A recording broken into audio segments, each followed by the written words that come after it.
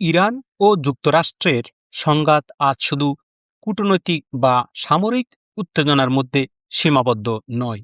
এই সংঘাতের প্রভাব পড়ছে ইরানের সমাজ, সংস্কৃতি এবং বুদ্ধিবৃত্তিক চর্চার গভীরে, বিশেষ করে ফার্সি সাহিত্যে।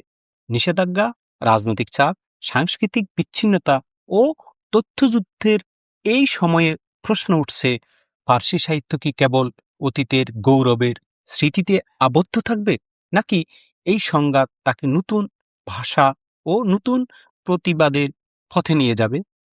ইতিহাস বলছে ফার্সি সাহিত্য কখনোই নিরপেক্ষ দর্শক ছিল না। রাজতন্ত্র, ধর্মীয় কর্তৃত্ব, উপনিবেশবাদ কিংবা আধুনিক রাষ্ট্রীয় দমন সবকিছুর সঙ্গেই ফার্সি সাহিত্য সংলাপে জড়িয়ে পড়েছে। আজ যুক্তরাষ্ট্রের সঙ্গে দীর্ঘদিনের বৈরিতা, পারমাণবিক